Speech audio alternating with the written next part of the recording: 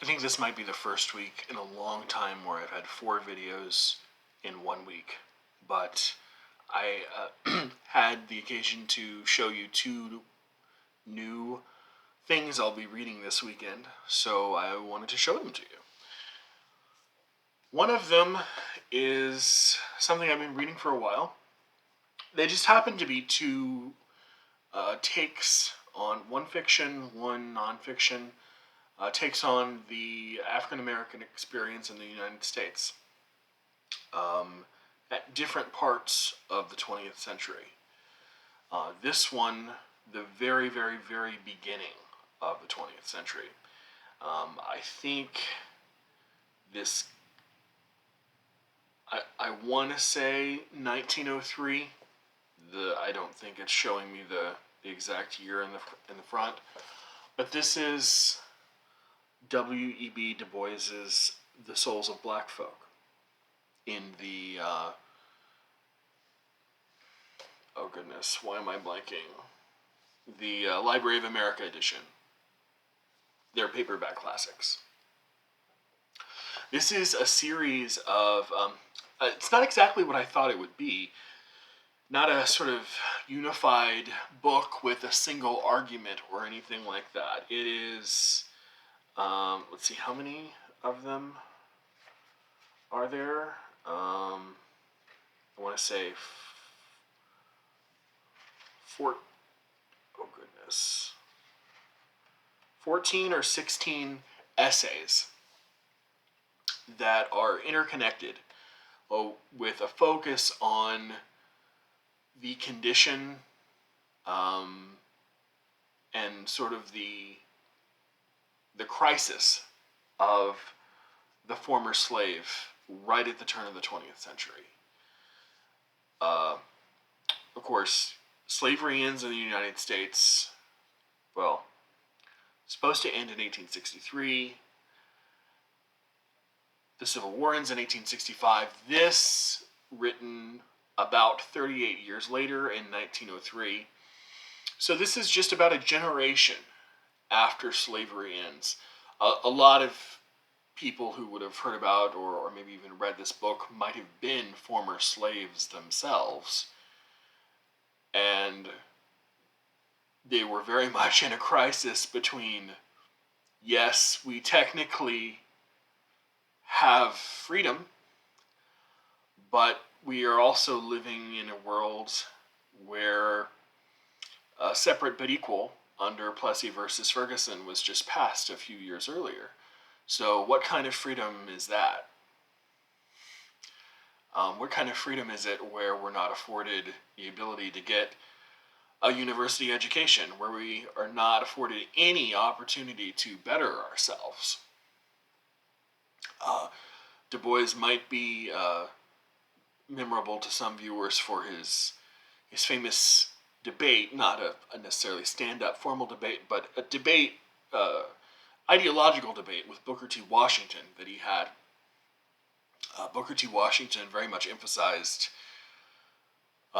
the importance for former slaves of learning a trade, learning agricultural skills, mechanical skills, learning how to work with your hands to always have food to put on the table.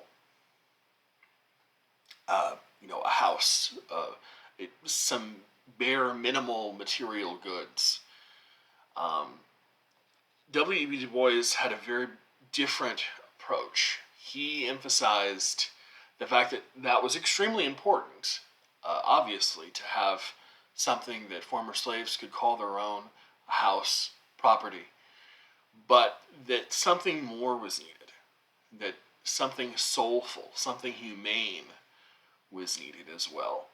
And he was the big proponent, not only at the turn of the century, but for the rest of his very, very long life. He lived to be well into his 90s, of the idea of a university education, of a humanistic education for not only former slaves, but for African Americans who were born after the end of slavery. That is the key to freedom. And these essays are really a pie into that idea.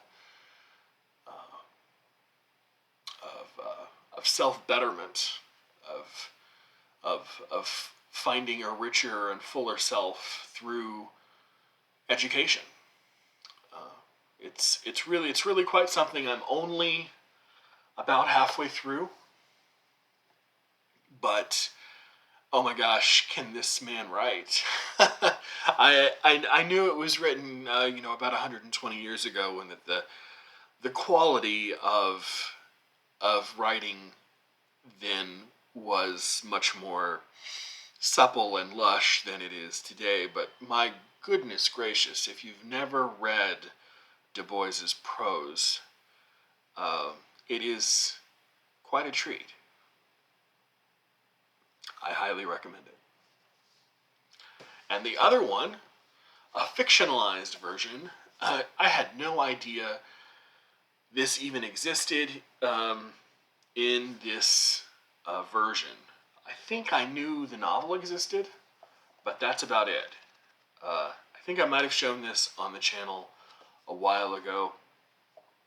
It is a novel, perhaps the only novel that John Ball ever wrote. The only one I know of. It is In the Heat of the Night, the original Virgil Tibbs novel. You might know In the Heat of the Night from the movie, what was it, 1967, 1968, done with Sidney Poitier, where he played Virgil Tibbs. This book is about a murder that takes place in a small town in the South, in Wells, South Carolina, to be exact. Virgil Tibbs is a man who happens to be in town when the murder takes place. He's picked up at a train station, presumably trying to escape. Virgil Tibbs is a black man in the South in the 1960s. And of course he's arrested on presumption of nothing else other than being black. Well, they take him into the police station. They question him. They find out that he is actually a homicide detective. And I'm going to save the details of the story for another time. But this is also just about halfway through it. I'm not much of a police procedural this isn't too much of a mystery. We kind of know what's happening. This has some really, really top-notch social commentary in it, and I wasn't expecting that.